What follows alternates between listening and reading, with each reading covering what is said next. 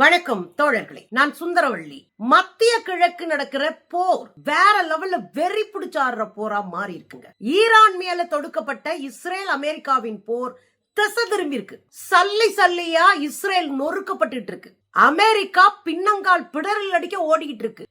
ஏறி அடிச்சிட்டு இருக்கு ஈரான். என்ன நடக்குது தோழர்களே? மத்திய கிழக்கு ஆசிய நாடுகள்ல ஒரு பெரிய போர் பதற்றமே உண்டாச்சுங்க. இந்த இஸ்ரேலுக்கும் அமெரிக்காவுக்கும் என்ன வேலைன்னா, அவங்க அடியாளா நம்பிக்கிட்டு யாரெல்லாம் அமைதியா இருக்காங்களோ, யாரெல்லாம் பிராணியா இருக்காங்களோ அவங்க நாட்டுக்குள்ள நுழைஞ்சு அட்டூழியம் பண்றது, அவங்க வளங்களை எல்லாம் கொள்ளையடிப்பது.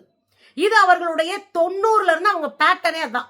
ஆயுதம் வச்சிருக்கிறாங்க, அணுகுண்டு வச்சிருக்கிறாங்க, உயிர் ஆயுதம் வச்சிருக்கிறாங்க, அதாவது பயோ வெப்பன், கொரோனா மாதிரி பரப்பி விட்டு கொல்றது வெப்பன் வச்சிருக்காங்க அப்படின்னு பொய் சொல்லி உள்ள நாட்டுக்குள்ள நுழைவாங்க. அப்படி இல்லையா உள்நாட்டு மக்களை தூண்டி விடுறது.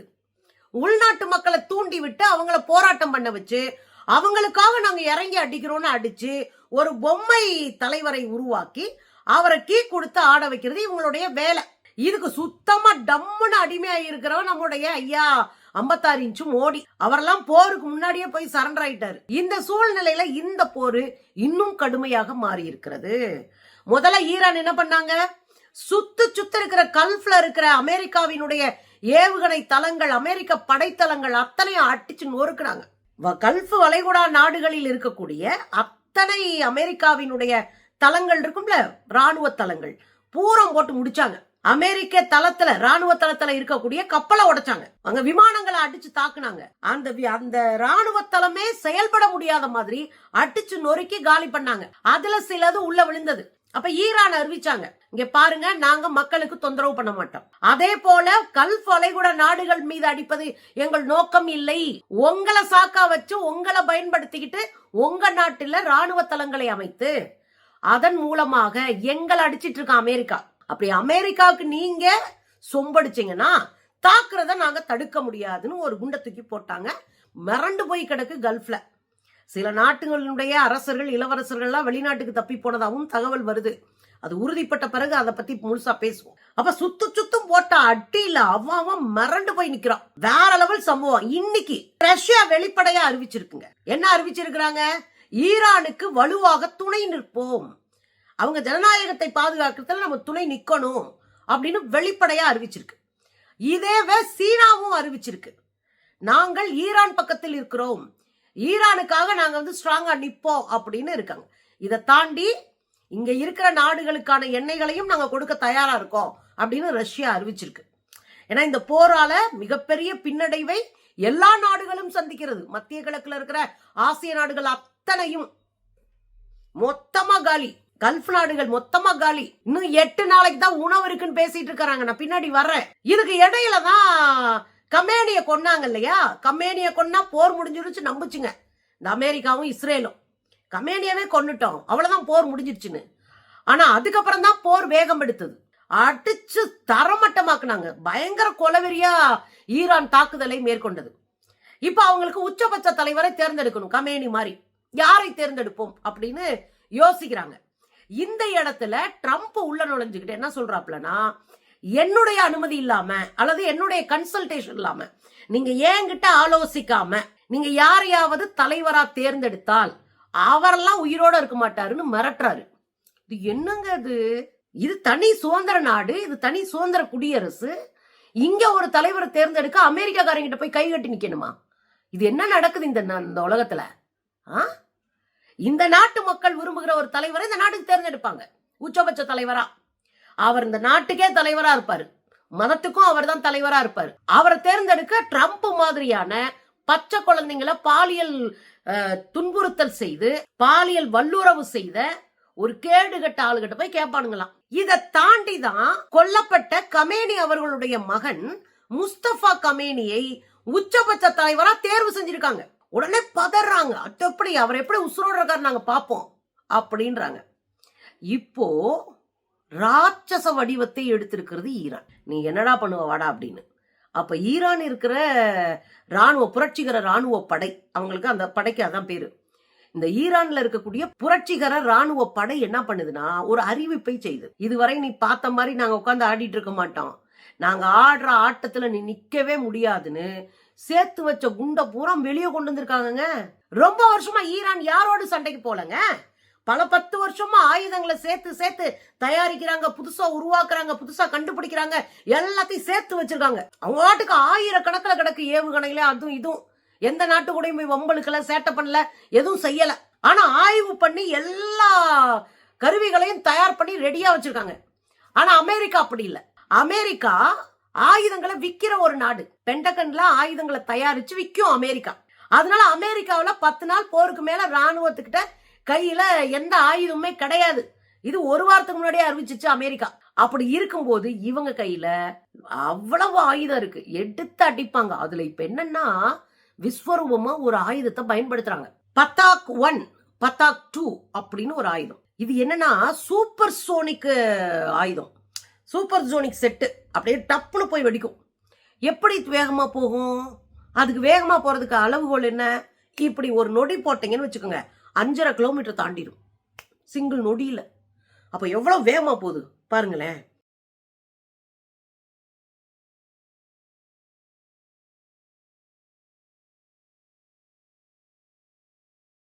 பாத்தீங்களா? என்னங்க பாத்துக்கிட்டு சொருக்குன்னு போகுது. வாமா மின்னல் பறக் அப்படின்னு பறக்குது. சிக்குனா சிதைச்சிரும், அவ்வளவு வேகமா அடிச்சிட்டு இருக்கிறாங்க. இதுல இன்னொன்னு என்ன தெரியுங்கன்னா, 1500 இருந்து 2000 கிலோமீட்டருக்கு பாயிற பல நவீன கருவிகளை கண்டுபிடிச்சு வச்சிருக்காங்க, ஆயுதங்களை. இஸ்ரேல் மிரண்டு போயிருக்கு. ஏற்கனவே இஸ்ரேலினுடைய தலைநகர்ல போட்ட குண்டு கடுமையா வெடிச்சு சிதறி மக்கள் மிரண்டு போய் ரகசிய அறை இருக்கும்ல, பாதாள பதுங்க அறை, அதுக்குள்ள போய் ஒளிஞ்சிட்டு இருந்தாங்க ரொம்ப நாளா. பாதாள அறைக்குள்ள போய் ஒளிஞ்சிருந்தாங்க. இங்க மருத்துவமனையே பாதாள அறைக்குள்ள நடந்தது. இப்ப என்ன ஆகி போச்சு, இங்க இருந்தா உசுருக்கு ஆபத்துன்னு அங்க காலி பண்ணிட்டு இந்த மக்கள் எல்லாம், இஸ்ரேல் மக்கள் எல்லாம் எங்க போய் ஒளிஞ்சிருக்காங்க? கிராமங்களுக்குள்ளும் காடுகளுக்குள்ளும் ஒளிஞ்சுக்கிட்டு இருக்காங்க. பாலஸ்தீனத்தை அடிக்கும் போது எவ்வளவு கொண்டாடுனீங்க, பாலஸ்தீன மக்கள் கொத்து கொத்தா சாகும் போது எவ்வளவு கொண்டாடுனீங்க. ஏன் ஈரான் மேல சண்டைங்க? ஈரான் தான் பாலஸ்தீனத்துக்கு ரொம்ப பெரிய ஆதரவா இருந்தாங்க. பாலஸ்தீன மக்கள் அழிக்கப்படுவதை பார்த்து அப்படி ரொம்ப கதர்ன ஒரு நாடு எதுனா அது ஈரான். அவங்க அதை ஒத்துக்கவே இல்லை. என்னங்க அப்படி போட்டு பங்கொலையா கொள்றீங்க, இனப்படுகொலை செய்றீங்கன்னு. அப்ப எச்சரிச்சுக்கிட்டே இருந்தாங்க. ஈரான் மேல கோவத்துக்கே காரணம் அதுதான் இஸ்ரேலுக்கு. நீ என்ன வந்து கேள்வி கேட்கறதுன்னு. அதான் இப்ப அடி. தலைநகரத்துல போட்ட குண்டு இருக்கு பாரு, பட்டு பட்டுன்னு அத்தனை பேரும் தெரிச்சு ஊரை விட்டே ஓடி அந்த நகரமே காலியாகி போயிடுச்சு. செஜில் அப்படின்ற ஒரு ஏவுகணைங்க. இந்த ஏவுகணைய அவங்களால தடுக்கவே முடியாதான், இஸ்ரேலால தடுக்கவே முடியாது. 90% இந்த ஏவுகணைகளை தடுக்க முடியாதான். 90%, 10% தடுக்க முடியும். ஆனா அடுத்தடுத்து இந்த ஏவுகணைகள் வந்து விழுந்தா இவங்களால ஒண்ணுமே பண்ண முடியாது. அப்படியே நகரமே அழிஞ்சு உருக்குலைஞ்சு கிடக்கு. பாருங்களேன். I want you to look right now and see what I'm seeing. Look at this destruction. This was இந்த ஏவுகணையோட எடை எவ்வளவு தெரியுமா? 23,600 கிலோ. சும்மா விழுந்தாலே காலிங்க. 23,600 கிலோ. அதுல இன்னொரு பியூட்டி என்ன தெரியுங்களா? பொதுவாக இது மாதிரியான ஏவுகணைகளுக்கு லிக்யூடா, இந்த பெட்ரோல் போன்ற லிக்யூடான அந்த உள்ளீடுகளை பயன்படுத்தி தான் அதை அனுப்புவாங்க. ஆனா இந்த ஏவுகணை எப்படி தெரியுமா? திடப்பொருள்களை நிரப்பி அனுப்புகிறார்கள். இப்ப என்ன சொல்றாங்கன்னா, இந்த லிக்யூடா இருக்கிற எரிபொருளை போட்டு அனுப்பக்கூடிய ஏவுகணை இருக்குல்ல, அதுக்கு அப்பப்பதான் எரிபொருள் நிரப்பணும், அதுக்கு ஒரு டைம் எடுக்கும். ஆனா இந்த திடப்பொருள் நிரப்புற அந்த ஏவுகணைகள் இருக்குல்ல, அதை முன்னாடியே திடப்பொருளை நிரப்பி அடுக்கி வச்சுட்டு ஒன்னொன்னா அடிச்சு விட வேண்டியதான் வேலை. இப்ப அவன் பெட்ரோலை போட்டு வரங்குள்ளையும், அவன் வந்து ஃபியூலை போட்டு வரங்குள்ளையும் இங்க இருந்து ஏவுகணையை போட்டு அடிச்சு முடிச்சிடலாம். ஏன்னா இது பிற்பாடா இருக்கு. அதுலதான் சிக்கிக்கிருச்சு இஸ்ரேல். இதுல இந்த ஏவுகணையே 23,600 கிலோ. இதுல நிரப்பப்படுற மருந்து இருக்குல்ல, அது 700 கிலோல இருந்து 1000 கிலோ. 700 கிலோல இருந்து 1000 கிலோ நிரப்புறான். அப்ப இந்த வெடிபொருளோட போய் விழுந்துச்சுன்னா என்னங்க ஆகுறது? ஊரு சடன் சின்ன பண்ணம் ஆயிராது. மொத்த இஸ்ரேலுக்கும் ஒரு ஆப்பு வைக்கிற கருவிங்க இது. என்ன சொல்றாங்க, இந்த சவுண்ட் இருக்குல்ல, ஒளியோடைய வேகத்தை விட போறது. நம்ம இங்க இருந்து கூப்பிட்டோம்னா டக்குன்னு அவர் கேட்கும், அவ்வளவு ஸ்பீடா போகும் ஒளி. இங்க இருந்து ஒரு 10-30 அடி 40 அடி தூரத்துல ஒருத்தர் இருக்காருன்னு வச்சுங்களேன், நீங்க ஒரு பொருளை எறிகிறத விட டக்குன்னு கூப்பிட்டீங்கன்னா சவுண்டு டப்புன்னு அவர் கேட்கும். அது ஸ்பீடா போகும் சவுண்டு. இந்த ஒளியை விட ஸ்பீடா போறது இந்த ஏவுகணைகள். இப்போ இன்னும் மோசமான விளைவுகளை இது ஏற்படுத்துது. இன்னொன்னு, ஏவுகணைகள் எப்படி போகும்? சர்ன்னு நேரா அப்படி நேர்கோட்டுல போகும். இவங்க கண்டுபிடிச்ச அந்த ஏவுகணை இருக்குல்ல, ஜெஜில், அது என்ன பண்ணுதா? வளைஞ்சு நெளிஞ்சு போகுதான். ஒரே நேர்கோட்டு பாதையில போறதுல இப்படியே அப்படியே அப்படியே அப்படியே வளைஞ்சு பாம்பு மாதிரி போகும்போது தாக்க வர்ற கருவிக்கு சிரமம். இந்த தாக்க அழிக்கணும்னு நினைக்கிறாங்க தாக்கி, அவங்களுக்கு அது சிரமமா இருக்கு. அப்படி இதை வடிவமைச்சிருக்கிறாங்க. எனவே இந்த ஏவுகணை எல்லாம் அழிக்க முடியாம திண்டாடிக்கிட்டு இருக்கு இந்த இஸ்ரேல். இதை யார் சொல்றா? ராய்டர்ன்ற செய்தி நிறுவனம் சொல்லுது. நீங்க வெளியே ஏதாவது ஒரு வீடியோ பார்த்தா கூட அது நம்பகத்தன்மை குறித்து நம்ம கேள்வி எழுப்புவோம். ராய்டர் என்பது ஒரு செய்தி நிறுவனம். அவங்க உண்மை செய்திகளை மட்டும் தான் எடுத்துட்டு வந்து போடுவாங்க. அவங்க எழுதின நியூஸ் இது. இவங்க இந்த ஏவுகணைகளுக்கு என்ன பேர் வச்சிருக்காங்க தெரியுமா? ஹைப்பர் செகான் அப்படின்னு. அப்படின்னா கோட்டையை தகர்ப்பவன் அர்த்தம். ஹைப்பர் செகான் அப்படின்னு அதுக்கு ஒரு பேரை வச்சு அடிச்சு விடுறாங்க. இதுல இந்த ஏவுகணைய ஈரான்ல இருந்து இஸ்ரேலுக்கு உட்கார்ந்த இடத்துல நின்று அடிக்கலாம். ஏன்னா 2000 கிலோமீட்டர் போகுது இல்ல, உட்கார்ந்த இடத்துல இருந்து இஸ்ரேல காலி பண்ணலாம். டப்பு டப்பு டப்பு டப்புன்னு அடுத்தடுத்து அனுப்புனா இஸ்ரேல் சவக்குழி தான். உங்களுக்கு ஏற்கனவே தெரியும், நீர்வழி பாதை அடைச்சு வச்சுட்டாங்க ஈரான். ஹார்மூஸ் அப்படின்ற நீர்வழி பாதை, அது வழியா தான் எல்லா நாடுகளுக்கும் பெட்ரோல் வரும், பொருள்கள் வரும், எல்லா பொருளும் ஏற்றுமதி இறக்குமதி எல்லாமே அந்த வழியில் நடக்கும். நீ ஏன் மேலேயே குண்டு போடுற? என் பிள்ளைங்க 140 பேர் பச்சை பிள்ளைகளை கொண்டுட்டீங்க, என்னடா சாங்கட பட்டினியை கடந்து அடைச்சிட்டாங்க இந்த நீர்வழி பாதையை. இந்த ஹார்மூஸ் அடைக்கப்பட்ட பிறகு பெரிய அளவுல எந்த பொருளும் இங்கேயும் வரல, இங்கிட்டும் போகல.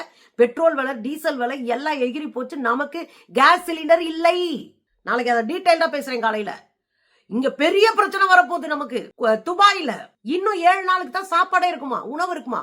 ஏன்னா கல்ஃப் கண்ட்ரிஸ் எல்லாம் விளைவிக்கிற இடம் இல்ல, அது பூரா பாலைவனம். அதுல பெட்ரோல் தான் கிடைக்கும். பெட்ரோலை வித்துதான் தங்கள் நாட்டுக்கான பொருள்களை வெளியிருந்து இறக்குமதி பண்ணிக்கிறாங்க. இப்ப விமானங்கள் ஓடவே இல்லை, விமான தளங்கள் ஃபுல்லா மூடப்பட்டுருச்சு. விமானத்துக்கான ஓடுதளமா இருக்கக்கூடிய வான்வெளி அந்தந்த நாடு மூடிடுச்சு. இப்ப உணவுப் பொருட்கள் எதுவுமே எடுத்துட்டு போக முடியாது, கடல் வழி மூடப்பட்டுருச்சு. மொத்தமா முடிஞ்சு 7 நாளைக்கு தான் சாப்பாடு இருக்கு. மிச்ச நாள் என்ன பண்ணுவாங்க மக்கள்? ஒரு கொடூரமான சூழ்நிலைக்கு இந்த போர் தள்ளிட்டு போகுது. அமெரிக்கா இஸ்ரேல் என்கிற 2 நாட்டோடைய போர் வெறிக்கு, ஆதிக்க வெறிக்கு, வல்லாதிக்க வெறிக்கு இன்னைக்கு உலக நாடுகள் பலியாயிட்டு இருக்கு. போன 3ஆம் தேதியே இந்த பிளைட் போக்குவரத்துல 30% குறைஞ்சு போச்சு. போன 3ஆம் தேதியே, இன்னைக்கு 10ஆம் தேதி சுத்தமா இன்னைக்கெல்லாம் ஒண்ணுமே இல்லாம போச்சு. ஒரு பக்கம் ஏறி அடிச்சிட்டு இருக்கு ஈரான், இன்னொரு பக்கம் கடல் வழியை மூடிடுச்சு, அந்த நீர்வழி போக்குவரத்தை மூடிடுச்சு.